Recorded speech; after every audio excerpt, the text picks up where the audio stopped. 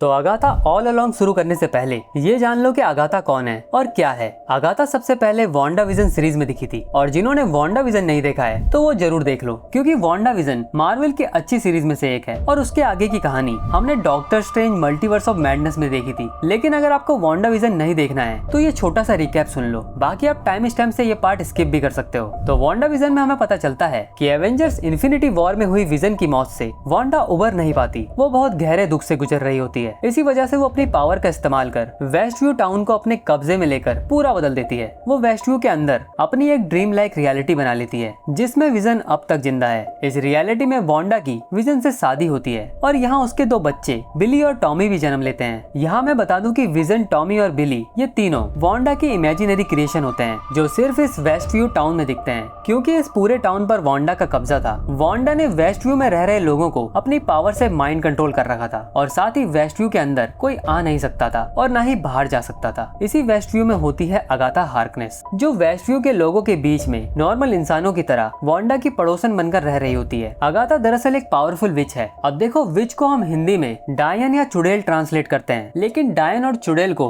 Indian context में एक घोषली figure माना जाता है, मतलब जैसे कोई फीमेल आत्मा हो। हालांकि दूसरी तरफ मार्वल कॉमिक्स में विचेस वो फीमेल्स हैं जो मैजिक कर सकती हैं और विचेस अच्छी या बुरी भी हो सकती हैं, मतलब ये इंसान हैं जिनके पास मैजिकल पावर्स है। जैसे डॉक्टर स्ट्रेंज एक विजर्ड है, वैसे ही अगाथा एक विच है जो वेस्टव्यू में वांडा की पावर छीनने आती है। सीरीज के फिनाले एपिसोड में रिवील होता है कि वांडा दरअसल एक लेजेंडरी स्कारलेट विच है और वांडा को ये बात खुद भी पता नहीं होती, क्योंकि अब तक एमसीयू में हमें ये बताया गया है कि वांडा को उसकी पावर्स माइंड स्टोन के कांटेक्ट में आने से मिली थी। लेकिन वांडा विजन में हम देखते हैं कि अगाथा को पता चलता है कि वांडा के पास बचपन से ही मैजिकल एबिलिटीज थी जो बाद में माइंड स्टोन के कांटेक्ट में आने से और ज्यादा बढ़ जाती है। और तब अगाथा को समझ आता है कि वांडा एक स्कारलेट विच है, मतलब वांडा बहुत ही पावरफुल विच है जिसके पास केओस मैजिक की पावर्स हैं। ये केओस मैजिक मार्वल कॉमिक्स में सबसे पावरफुल फॉर्म ऑफ मैजिक है। जिसके पास ये पावर्स होती है वो रियलिटीज के साथ छेड़छाड़ कर सकता है, अपनी अलग दुनिया बना सकता है और साथ ही दुनिया तबाह भी कर सकता है। और इसी पावर से वांडा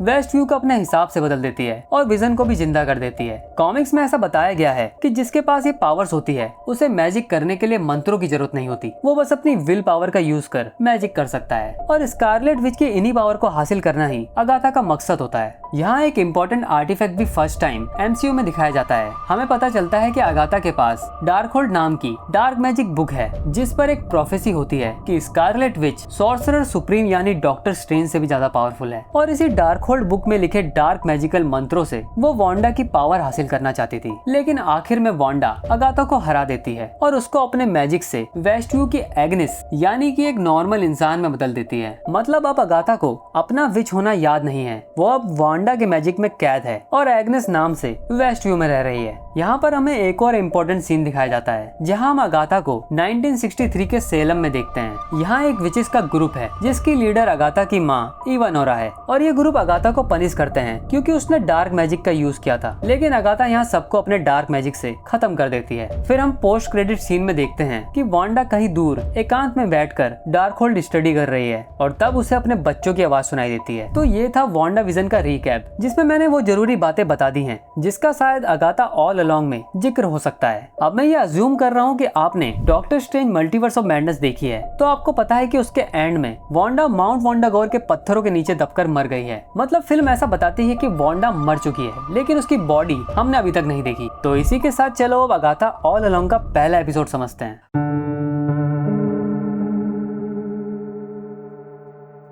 एपिसोड की शुरुआत होती है और हम अगाथा को एज ए पुलिस डिटेक्टिव देखते हैं जो एक क्राइम सीन पर आती है। यहाँ हम हर्ब नाम के आदमी से मिलते हैं जो हमने वांडा विजन में भी देखा था। हर्ब बताता है कि एक लड़की की अनअलाइव बॉडी मिली है जिसकी मौत किसी बड़ी और भारी चीज के नीचे दबने से हुई है और उसकी मौत यहाँ नहीं बल्कि कहीं और हुई थी, जिसके बाद उसकी बॉडी को यहाँ छोड़ दिया गया है। साथ ही उसकी बॉडी के पास से वेस्टव्यू पब्लिक लाइब्रेरी का कार्ड मिला था। अब हमें इस लड़की की बॉडी दिखाई जाती है लेकिन उसका फेस नहीं दिखाया जाता। बॉडी को देखकर ऐसा लगता है कि जैसे से ये बॉडी वांडा की हो, क्योंकि बॉडी पर कपड़े वांडा जैसे थे, जो कपड़े हमने वांडा विजन में भी देखे थे। बॉडी की उंगलियां काली पड़ गई थी और ऐसा तब होता है जब कोई डार्क होल्ड का यूज करता है। वांडा विजन के एंड से लेकर मल्टीवर्स ऑफ मैडनेस तक वांडा ने डार्क होल्ड का यूज किया था, तो इससे इतना तो साफ होता है कि ये बॉडी वांडा की है और अब वो मर चुकी है। लेकिन उसकी बॉडी यहाँ वेस्टव्यू कैसे आई, इस बात का कोई एक्सप्लेनेशन नहीं दिया गया है। खैर आगे हम देखते हैं कि यहाँ अगाथा को एक लॉकेट मिलता है जिसे वो छुपा लेती है, और यही लॉकेट हमने अगाथा के पास वांडा विजन में देखा था। इसके बाद अगाथा बॉडी के पास से मिले उस लाइब्रेरी कार्ड को लेकर लाइब्रेरी पहुँचती है, और यहाँ लाइब्रेरियन होती है डॉटी, जो वांडा विजन में भी थी। अगाथा उससे इस कार्ड के बारे में पूछती है कि ये कार्ड किसका है, लेकिन उस कार्ड में किसी का नाम नहीं होता है, बस एक बुक का नाम होता है। तो डॉटी उस बुक का नाम सर्च करती है, जिससे पता चलता है कि ये बुक 3 साल पहले चोरी हो गई थी और इसकी कुछ कॉपीज लाइब्रेरी में है। तो अगाथा बाकी कॉपीज देखने जाती है, तब उसे पता चलता है कि इस बुक की सारी कॉपीज जला दी गई है, मतलब सारी कॉपीज नष्ट हो चुकी है। अब यहाँ एक इंटरेस्टिंग बात है कि इस बुक का नाम है dialogue and rhetoric, non history of learning and debate by Andrew Ugo,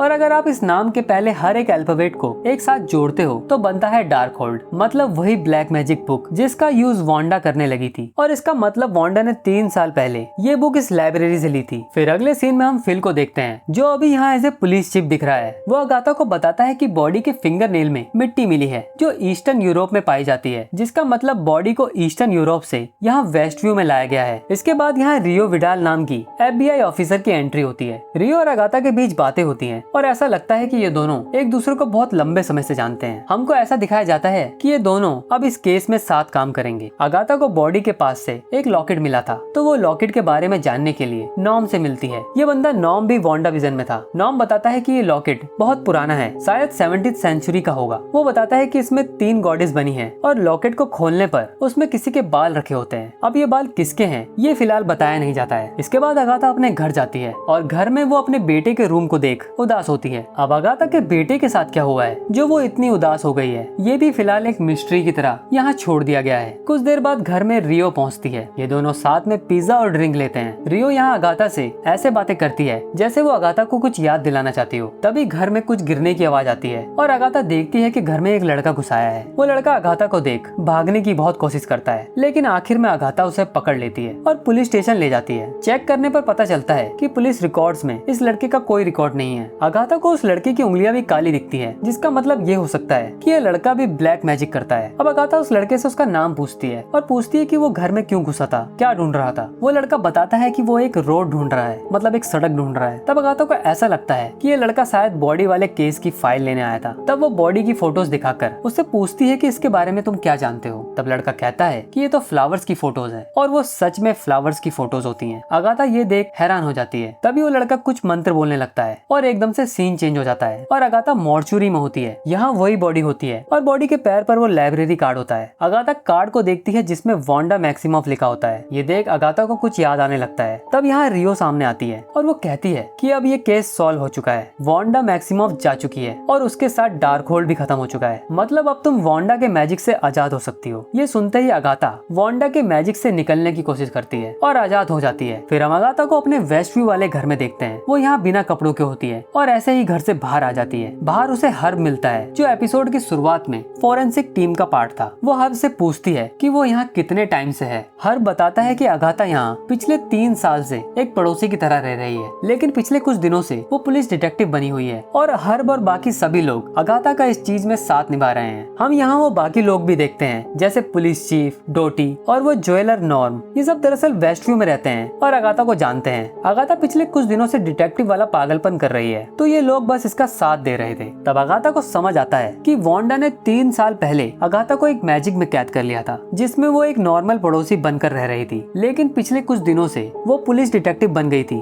और ये डिटेक्टिव वाला हिसाब इसलिए हुआ होगा क्योंकि अब वांडा मर चुकी है और डार्क होल्ड भी नष्ट हो चुका है। अब क्योंकि अगाथा पर मैजिक स्कारलेट विच वांडा ने किया था, तो ये मैजिक बहुत ही स्ट्रॉन्ग था, लेकिन वांडा के मरने के बाद इस मैजिक में कुछ ग्लिच होने लगा और अगाथा इसी वजह से डिटेक्टिव वाले इल्यूजन में जाने लगी। खैर अब अगाथा वापस घर जाती है और अपनी पावर्स ट्राई करती है, लेकिन अब वो पावरलेस हो चुकी है, उसके पास कोई पावर्स नहीं है। तब अगाथा को समझ आता है कि वांडा ने अपने मैजिक से अगाथा की सारी पावर्स छीन ली है और उसे एक नॉर्मल इंसान बनाकर यहाँ वेस्ट व्यू में छोड़ दिया। तो अब अगाथा को अपनी पावर्स वापस चाहिए। अगाथा को घर में एक लड़का बना मिलता है, क्योंकि जो भी अब तक इस एपिसोड में दिखाया गया था वो यहाँ घर में हुआ था, लेकिन ये एपिसोड एपिसोड हम ऑडियंस को अगाथा के नजरिए से दिखाया गया था। तभी यहाँ रियो विडाल आती है जो अगाथा पर हमला करती है। रियो यहाँ अपनी पावर्स यूज करती है जिससे पता चलता है कि वो भी एक विच है। यहाँ रियो और अगाथा की बातों से ऐसा लगता है कि इनके बीच कुछ तो दोस्ताना था। ये दोनों आपस में लड़ती हैं, लेकिन फिर अगाथा एक रूल बताती है कि ये दोनों ही एक दूसरे को खत्म नहीं कर सकती। ऐसा अलाउड ही नहीं है। मतलब इन विचेस के बीच कुछ रूल्स भी होते हैं जो इन्हें फॉलो करने होते हैं। तब अगाथा कहती है कि मुझे पहले अपनी पावर्स पाने दो, फिर हम टक्कर की लड़ाई करेंगे। रियो कहती है कि मैं तो तुम्हें छोड़ रही हूँ, लेकिन सूरज ढलते ही सेलम 7 तुम्हारी जान लेने पहुंच जाएंगे। अब ये सेलम 7 क्या है वो हमें आगे के एपिसोड में पता चलेगा। तो फिलहाल इस एपिसोड की यही कहानी है कि वांडा के जाने के बाद अब अगाथा उसके मैजिक से आजाद हो चुकी है, लेकिन उसके पास कोई पावर्स नहीं है। और साथ ही सेलम 7 नाम का कोई आने वाला है जो अगाथा की जान का दुश्मन है, और उनसे निपटने के लिए अगाथा को पावर्स चाहिए।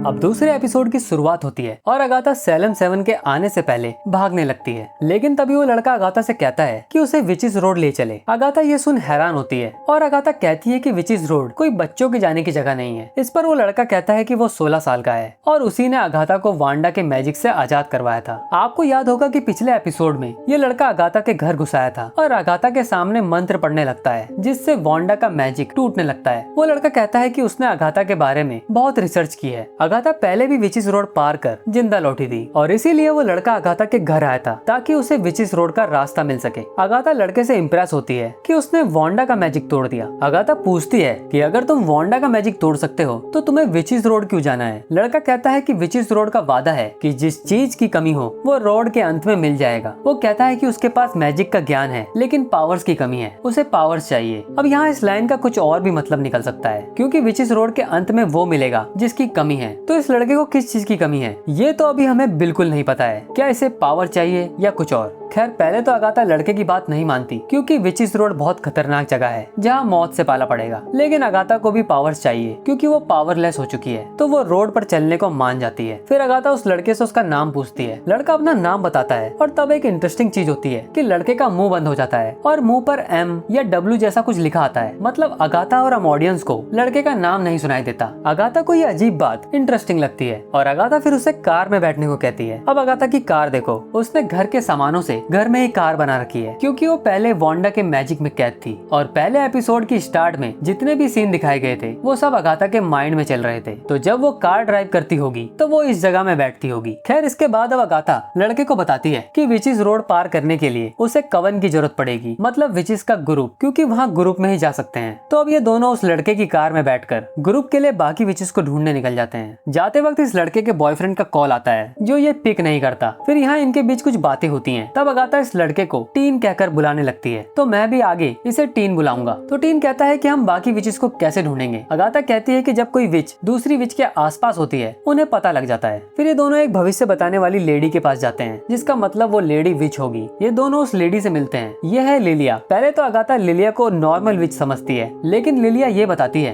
कि अगाथा 3 साल से किसी और विच के मैजिक में कैद थी और अब उसकी पावर्स जा चुकी हैं। लिलिया यहाँ यह भी कहती है कि पहले भी किसी विच ने अगाथा को धोखा दिया था लेकिन अगाथा बच गई थी। मतलब अगाथा वांडा से पहले भी किसी और विच से हार चुकी है या फिर कुछ तो हुआ था। अब देखो ये बातें कैरेक्टर्स द्वारा बोली जा रही हैं, लेकिन इसका कोई प्रॉपर एक्सप्लेनेशन नहीं दिया जा रहा है। आई होप सीरीज एंड होते होते ये सब बातें हमको पता चल जाएं। खैर आगे अगाथा लिलिया को कवन में ज्वाइन होने को बोलती है, लेकिन लिलिया साफ मना करती है कि उसे अगाथा के कवन में शामिल नहीं होना है। इन दोनों की बातों से पता चलता है कि लिलिया 450 साल की है। वो पास्ट जान सकती है और फ्यूचर प्रेडिक्शन यानी भविष्यवाणी भी कर सकती है। अगाथा कहती है कि विचेस रोड जाने के लिए वो अपना कवन बना रही है और उसे लिलिया की फ्यूचर प्रेडिक्शन की जरूरत पड़ेगी। लेकिन लिलिया कहती है कि इस दुनिया की सबसे बदनाम विच यानी कि अगाथा के साथ वो नहीं जाएगी क्योंकि अगाथा कभी भी धोखा दे सकती है और लिलिया की पावर छीन सकती है। जिस पर अगाथा लिलिया के पास जाकर कहती है कि वो पावर तभी छीन सकती है जब कोई दूसरी विच उस पर अपनी पावर का यूज करेगी। अगाथा कहती है कि तुम अपनी पावर मुझ पर यूज ही मत करना तो तुम सेफ रहोगी, लेकिन लिलिया साफ मना करती है। और तभी लिलिया को कुछ होने लगता है। वो एक पेपर पर 4 विचेस के नाम लिखती है जो अगाथा के कवन में होनी चाहिए विचेस रोड जाने के लिए। अगाथा नाम पढ़ती है जिसमें पहला नाम लिलिया का ही होता है। तो अब लिलिया को कवन में शामिल होने के लिए मानना पड़ता है। अगाथा लिलिया को अपने घर 5 बजे बुलाती है। फिर जब ये दोनों घर से बाहर आते हैं तो अगाथा को एक क्रो दिखता है, जिसे देख अगाथा थोड़ी सहम जाती है। फिर ये दोनों लिस्ट देखते हैं और दूसरी विच को ढूंढने जाते हैं, जो है जेनिफर केल। ये भी एक विच है जो पोशन बनाने में एक्सपर्ट है, लेकिन जेनिफर पर किसी ने मैजिक किया है जिस वजह से ये अपनी पावर्स यूज नहीं कर सकती है। साथ ही इसकी ब्यूटी प्रोडक्ट कंपनी पर धोखाधड़ी का केस चल रहा है, तो जेनिफर के पास ऑप्शन की कमी है और अगाथा इसको भी अपने घर 5 बजे बुलाती है। इसके बाद ये दोनों कवन के लिए तीसरी विच को ढूंढने निकल जाते हैं। रास्ते में अगाथा को एक चूहा दिखता है और फिर से अगाथा सहम जाती है। फिर हम मिलते हैं एलिस वू से, जो लॉर्ना वू नाम की फेमस सिंगर की बेटी है। एलिस की माँ लॉर्ना वू भी एक विच थी, जिनकी अब मौत हो चुकी है। तो अब टीन और अगाथा एलिस से मिलते हैं और उसे अपने कवन में शामिल होने को बोलते हैं। एलिस पहले मना करती है, लेकिन अगाथा कहती है कि क्या पता तुम्हें तुम्हारी माँ के बारे में विचेस रोड से कुछ पता चल जाए। तब एलिस कवन में शामिल होने को राजी हो जाती है। अब देखो यहाँ एक बात बताता हूँ, अगाथा एलिस को प्रोटेक्शन विच कहकर पुकारती है, मतलब वो रोड पर ग्रुप की रक्षा करेगी। जेनिफर एक पोशन एक्सपर्ट है, तो वो वहाँ पोशन बनाने में काम आएगी अगर कोई जख्मी होता है तो। वहीं लिलिया के पास फ्यूचर प्रोडिक्शन करने की स्किल है, तो वो भी वहाँ अपनी स्किल का यूज कर सकती है। और पहली बात यह है कि लिलिया ने ही इस ग्रुप में आने वाले सबके नाम बताए हैं। खैर रास्ते में अब अगाथा टीन से पूछती है कि तुम कहाँ से हो। तब टीन अपने बारे में बताता है, लेकिन अगाथा और हम ऑडियंस को उसका बोला कुछ नहीं सुनाई देता। यहाँ साफ है कि टीन को लेकर एक मिस्ट्री बनाई जा रही है, जो धीरे धीरे एपिसोड के साथ खुलेगी। अब अगाथा अपने वेस्टव्यू वाले घर जाकर बाकी विचेस का वेट करने लगती है और इस बार उसे एक वुल्फ दिखता है, जिसे देख अगाथा फिर से डर जाती है। अब कुछ देर बाद घर में लिलिया, जेनिफर और एलिस पहुंच जाते हैं। तब जेनिफर कहती है कि विचेस रोड जाने के लिए हमें ग्रीन विच की जरूरत पड़ेगी। तब लिलिया कहती है कि उसने 4 विचेस के नाम, जिसमें आखिरी नाम की जगह काला दिल बनाया था। ये सुन अगाथा अजीब रिएक्शन देती है और घर से बाहर जाकर मिसेस हार्ट को ले आती है। अब क्योंकि लिलिया के नाम की जगह काला दिल बनाया था, तो मिसेस हार्ट के नाम में हार्ट आता है, यानी दिल। तो अगाथा मिसेस हार्ट को ले आती है। ये मिसेस हार्ट वांडा विजन में भी थी और इम्पोर्टेंट बात यह है कि इनका रियल नेम शैरन है।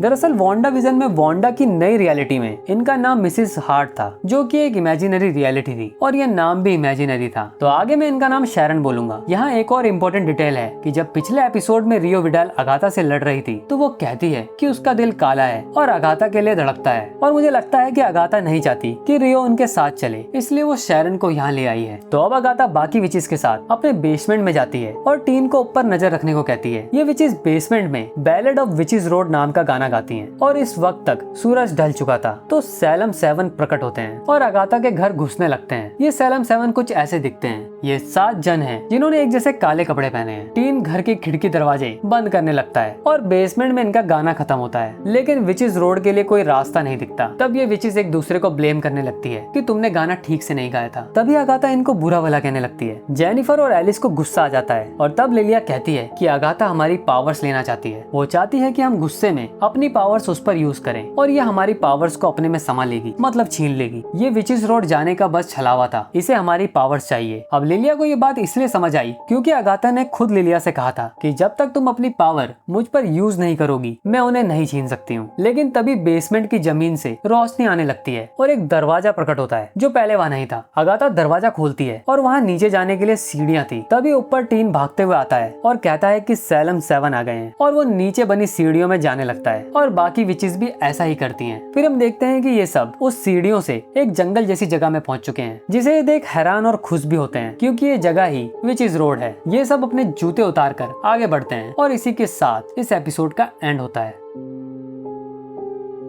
चलो अब बात करते हैं विचेस रोड के बारे में। ये जगह एक अलग डायमेंशन में है। ऐसे डायमेंशन हमने मार्वल की कई सीरीज और फिल्म्स में देखे हैं, जिसके कुछ एग्जांपल हैं एंटमैन मूवी में दिखाया गया क्वांटम रियल्म, डॉक्टर स्ट्रेंज में दिखाया गया मिरर डायमेंशन, एस्ट्रल डायमेंशन और डार्क डायमेंशन, लोकी सीरीज में दिखाया गया वॉइड, सांग-ची का टालो, मून नाइट सीरीज में दिखाया गया दुआत इत्यादि। इन डायमेंशंस को आप एक अल्टरनेट रियलिटी समझो, जहाँ टाइम का लॉजिक बहुत अलग होता है। मतलब यहाँ टाइम अलग तरीके से काम करता है। ऐसा भी हो सकता है कि जब आप किसी डायमेंशन से वापस अपनी रियलिटी में आओ तो आपके लिए सब कुछ बदल चुका है, आपके लिए कई दिन कई साल बीत चुके हैं। या फिर ऐसा भी हो सकता है कि जिस मोमेंट में आप किसी डायमेंशन में एंटर हुए, लेकिन जब आप अपनी रियलिटी में वापस आते हो तो आप उसी मोमेंट में पहुंचते हो जहां से छोड़कर गए थे। अब ये डिपेंड करता है डायमेंशंस के रूल्स पर। विचेस रोड एमसीयू में पहली बार दिखाया गया है, तो अब आगे के एपिसोड में पता चलेगा कि ये रोड आखिरकार चीज क्या है। अब देखो एपिसोड देखकर पता चलता है कि अगाथा का विचेस रोड जाने का कोई प्लान नहीं था। उसका प्लान था कि किसी तरह जेनिफर, लिलिया और एलिस की पावर छीन ली जाए ताकि सैलम 7 से लड़ पाए। और यही कारण है कि उसने रियो विडाल को नहीं बुलाया, क्योंकि पहले एपिसोड में रियो कहती है कि मेरी पावर्स छीन लो, लेकिन अगाथा कहती है कि उसकी पावर्स अगाथा की जान ले लेगी। साथ ही दूसरी डिटेल ये है कि रियो विडाल की जगह अगाथा सैरन को लाई थी ताकि विचिस रोड का दरवाजा ना खुले, क्योंकि सैरन कोई विच नहीं है और विचिस रोड का दरवाजा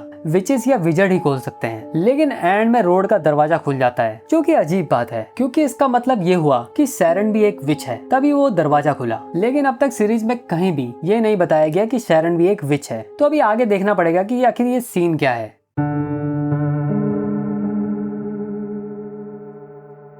एपिसोड 3 में ये सब अब विचिस रोड पर चल रहे हैं। अगाथा बताती है कि ये रोड हम सबका टेस्ट लेगी, हम सबकी नॉलेज का टेस्ट होगा, हमारे सबसे भयानक डर से सामना होगा। और एक बात है कि यहाँ इनके पास अब कोई पावर्स नहीं है, इन्हें सारे टेस्ट पास करने होंगे बिना पावर्स के, अपने दिमाग और स्किल्स का यूज करके। यही बातों बातों में बाकी विचिस टीन से पूछती हैं कि तुम्हारा नाम क्या है। टीन जवाब देता है, लेकिन फिर से उसका मुंह बंद हो जाता है और किसी को कुछ सुनाई नहीं देता। ये देख लिलिया कहती है कि किसी ने टीन पर सिजिल मैजिक यूज किया है। ये सिजिल मैजिक तब यूज किया जाता है जब किसी को कुछ छुपाना होता है। टीन कहता है, लेकिन कोई मुझे क्यों छुपाना चाहेगा, जिसका जवाब यहाँ पर किसी के पास नहीं होता। तभी यहाँ जंगल में इनको दूर एक जगह पर बड़ा सा घर दिखता है, जो कि थोड़ी देर पहले यहाँ नहीं था। अब क्योंकि ये जगह विचिस रोड है तो चीजें मैजिकल होंगी। फिर ये सब इस घर में एंटर होते हैं और एंटर होते ही इनके कपड़े चेंज हो जाते हैं। जैसा कि मैंने कहा कि ये जगह मैजिकल है, तो ऐसा इसीलिए हुआ है। यहाँ कुछ देर के लिए जेनिफर टीन से बात करती है और उसे एडवाइस देती है कि अगाथा से बचकर रहना। वो बताती है कि अगाथा ने डार्कहोल्ड के लिए अपने बेटे तक का सौदा किया था, और कुछ लोग कहते हैं कि उसका बेटा अब डीमन बन चुका है। और ऐसा भी कहा जाता है कि उसका बेटा मेफिस्टो नाम के डेविल का एजेंट है। अब देखो, मार्वल कॉमिक्स में मेफिस्टो एक पावरफुल डीमन है जो ऐसे सौदे करता है जिसके रिजल्ट बड़े खतरनाक साबित होते हैं। और एमसीयू में आज पहली बार मेफिस्टो का नाम लिया गया है। अब क्योंकि ये सीरीज मार्वल की सुपरनेचुरल साइड को दिखाती है, जहाँ विचक्राफ्ट और मैजिक को लेकर बात हो रही है, तो मेफिस्टो का नाम यहाँ ड्रॉप करके एक बढ़िया टीज दिया जा रहा है। और क्या पता फिनाले एपिसोड या पोस्ट क्रेडिट सीन में हमें मेफिस्टो देखने को मिल जाए। तो वापस एपिसोड में आते हैं। अब जैसे ही ये सब सोचते हैं कि घर तो मिल गया, अब आगे क्या किया जाए, तभी इनको एक कार्ड मिलता है जिसमें लिखा है कि विचिस रोड के पहले ट्रायल यानी कि टेस्ट में आपका स्वागत है। और इस कार्ड के पीछे एक पहेली होती है जिसका आंसर होता है वाइन। यहाँ टेबल पर एक वाइन बोतल और 5 गिलास रखे होते हैं, ऑफ कोर्स पांचों विचिस के लिए। तो अब ये विचिस वाइन पीना शुरू करती है, लेकिन अगाथा वाइन पीने का बस नाटक करती है और वाइन को छुपके से नीचे गिरा देती है। वहीं बाकी विचिस के वाइन पीते ही यहाँ एक घड़ी में 30 मिनट का काउंटडाउन टाइमर शुरू हो जाता है। तब ये लोग समझ जाते हैं कि इनका पहला ट्रायल टेस्ट शुरू हो चुका है। अब क्योंकि सबसे पहले सैरन ने वाइन पी थी, तो उसके चेहरे पर बहुत ज्यादा सूजन आ जाती है, जिसके बाद ऐसा सबके साथ होने लगता है। तब अगाथा पकड़ी जाती है क्योंकि उसने वाइन नहीं पी थी। तब बाकी विचिस अगाथा को वाइन पीने को कहती हैं, वो मना करती है। तब टीन कहता है कि अगर ये नहीं पिएगी तो मैं पी लेता हूँ। और यहाँ फर्स्ट टाइम अगाथा टीन को बचाने की कोशिश करती है कि तुम ये वाइन मतलब जहर नहीं पियोगी, और फिर अगाथा को वाइन पीनी पड़ती है। थोड़ी देर बाद सबकी सूजन चली जाती है। अब क्योंकि जेनिफर एक पोशन एक्सपर्ट है, तो उसे समझ आता है कि वाइन दरअसल एक तरह का जहर है और सूजन आना तो बस शुरुआत है। थोड़ी देर बाद इनको चक्कर आएंगे, हेलुसिनेशन होने लगेगा और अंत में मौत हो जाएगी। तब अगाथा गुस्से में इस घर के ग्लास डोर को तोड़ने लगती है, क्योंकि ये घर अब लॉक हो चुका है। और तभी इस ग्लास डोर पर क्रैक आ जाता है। बाकी विचिस अगाथा को रोकती हैं कि हम इस घर से निकलकर इस जहर से नहीं बच सकते हैं। तब अगाथा पोशन एक्सपर्ट जेनिफर से कहती है कि तुम इस जहर का एंटीडोट बनाओ ताकि हम इस जहर से बच सकें। अब एंटीडोट बनाने के लिए जेनिफर को कुछ इंग्रेडिएंट्स चाहिए थे, जो वो बाकी सबको बताती है। इस वक्त तक सैरन को हेलुसिनेशन होने लगते हैं, वो कुछ बड़बड़ाने लगती है और फिर बेहोश हो जाती है। लिलिया और अगाथा एंटीडोट के लिए इंग्रेडिएंट्स ढूंढने घर में एक तरफ जाते हैं और टीन और एलिस दूसरी तरफ। इसी बीच इन सबको हेलुसिनेशन होने लगते हैं। लिलिया घर में एक यंग लड़की को देखती है जिसने काफी पुराने जमाने के कपड़े पहने हैं, जो कहती है क्या तुम देखना चाहती हो। फिर उसे बूढ़ी औरत दिखती है जिसकी मौत हो चुकी है और वो अपनी आंखें खोलती है और इसी औरत के पीछे एक स्केलेटन जैसी एंटिटी दिखती है। ये सब देख लिलिया डर जाती है और भागते हुए बड़बड़ाती है कि ये सब मर चुके हैं। वहीं जेनिफर को एक डॉक्टर दिखता है जो उसको बुरा भला कहता है और फिर पानी में डुबोने की कोशिश करता है। इसी बीच एलिस को उसकी माँ लॉर्ना वू दिखती है जो बस अपने आप को अनलाइव करने वाली होती है। वो कहती है कि मैं तुम्हें नहीं बचा सकती। फिर ये सब किसी तरह अपने आप को और हेलुसिनेट होने से संभालते हैं और एंटीडोट के लिए इंग्रेडिएंट्स ले आते हैं। जेनिफर जब एंटीडोट बनाना शुरू करती है तो उसे याद आता है कि इसमें सबको अपना एक बाल तोड़कर डालना होगा। सब बाल डालते हैं और तभी अगाथा को भी हेलुसिनेशन होने लगता है उसे अपने बच्चे की जगह डार्क होल्ड बुक दिखती है। इसी बीच इन्हें पता चलता है कि ये पूरा घर अंडर वाटर बना हुआ है और जिस ग्लास डोर को अगाथा ने तोड़ा था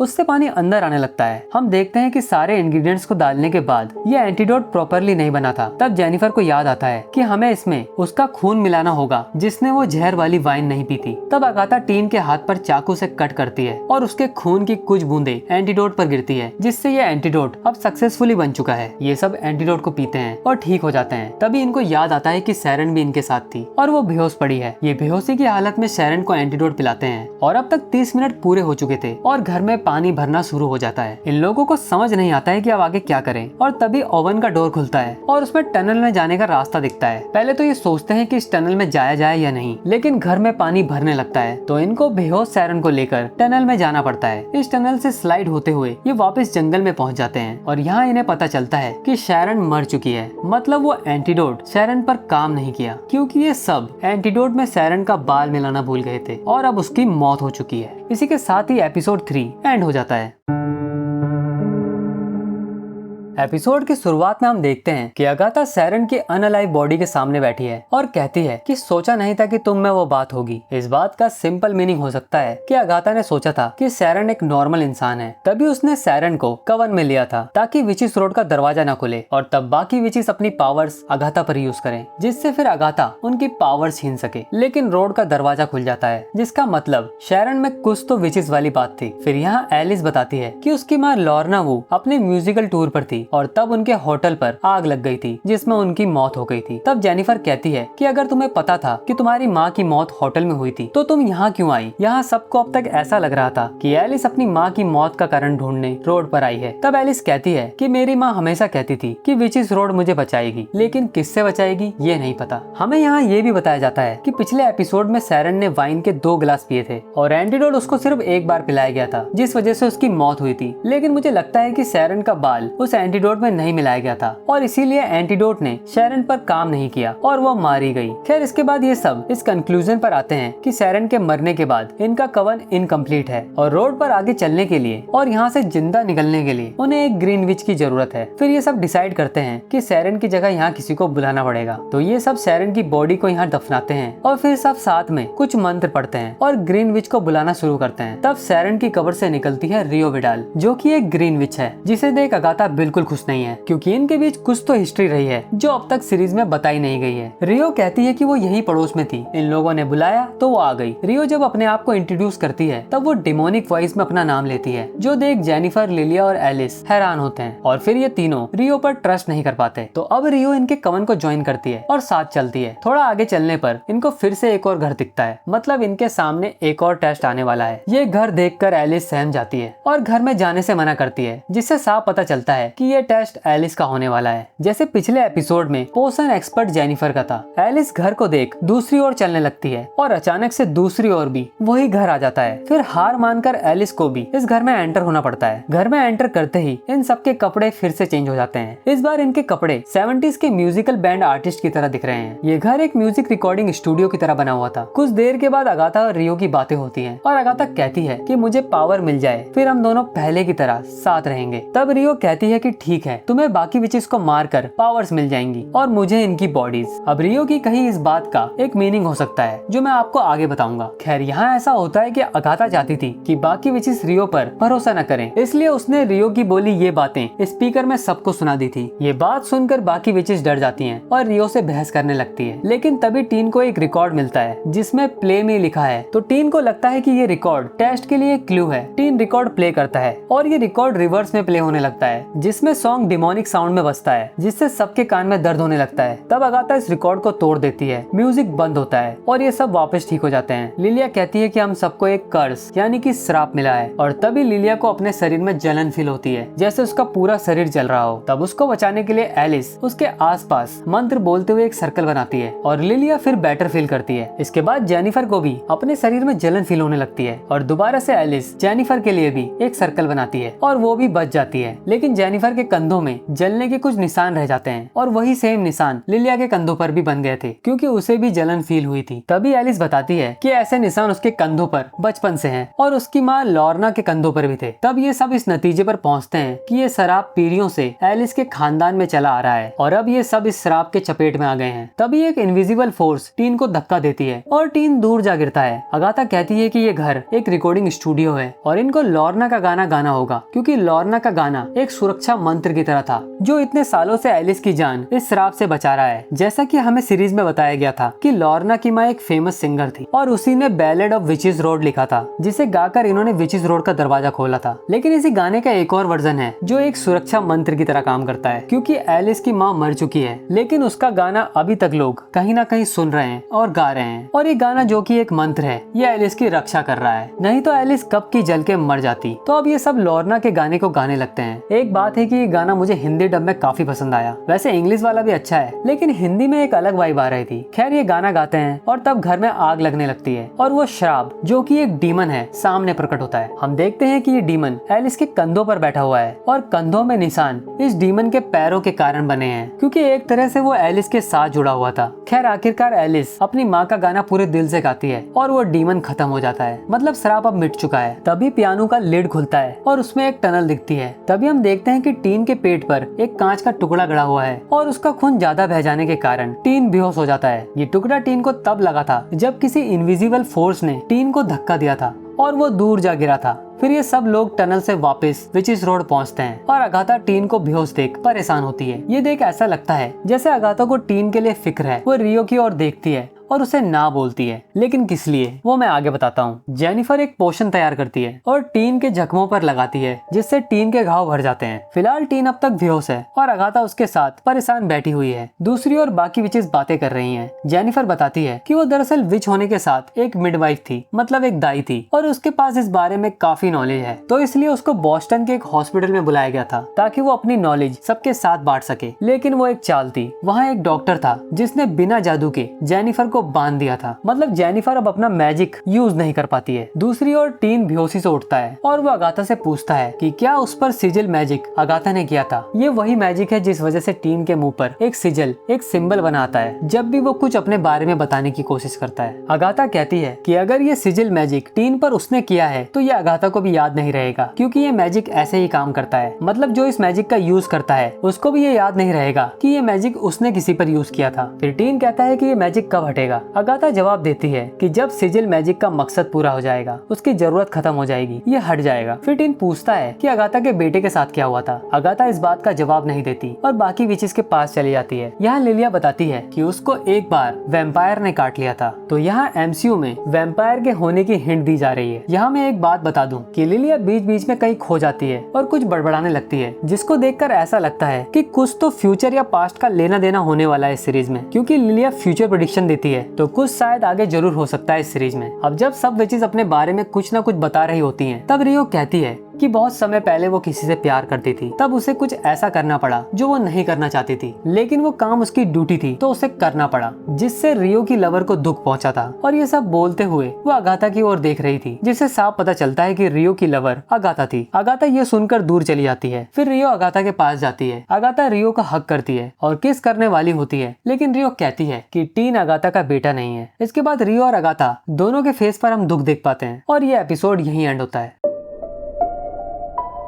इस एपिसोड में मुझे दो डिटेल्स बहुत अच्छी लगी, जिसमें पहली ये है कि एलिस की माँ ने अपनी बेटी को बचाने के लिए एक गाना लिखा जो कि एक सुरक्षा मंत्र की तरह काम करता है। ये एक गाना था तो कभी ना कभी कहीं ना कहीं जरूर बजता रहेगा और कोई ना कोई इस गाने को सुनता रहेगा और उसकी बेटी एलिस इस शराब से बची रहेगी। और दूसरी डिटेल ये है कि जब ये शराब, जिसका एक डीमन फॉर्म है, जो जब एक्टिव होता है तो शापित लोगों की बॉडी को जलाने लगता है। इसका मीनिंग ये हो सकता है कि जिस होटल में एलिस की माँ की मौत हुई थी, वहाँ आग दरअसल इस डीमन की वजह से लगी होगी और एलिस की माँ शराब के चलते मारी गई, क्योंकि गाने गाते वक्त जब ये डीमन सामने आया था तो इसके आने से पहले हर जगह आग लगने लगती है। और हो सकता है कि एलिस की माँ को इस डीमन ने मारा हो और होटल में आग इसके आने पर लगी हो और इसके बाद सबको ऐसा ही लगा हो कि एलिस की माँ होटल में लगी आग में मारी गई, लेकिन असल में ये हुआ था उस शराब यानी उस डीमन की वजह से। तो चलो अब आते हैं रियो विडाल को लेकर चल रही थ्योरी पर। पिछले कई दिनों से एक थ्योरी इंटरनेट पर चल रही है कि रियो विडाल दरअसल कोई नॉर्मल विच नहीं, बल्कि मार्वल कॉमिक्स में एग्जिस्ट करने वाली एक एक कॉस्मिक एंटिटी डेथ है जिसे लेडी डेथ भी बोला जाता है। अब ये डेथ कौन है? देखो, डेथ को ऐसे समझो कि किसी की मौत हुई और उस मौत को रिप्रेजेंट करती है लेडी डेथ। जैसे हमने इस एपिसोड में भी देखा था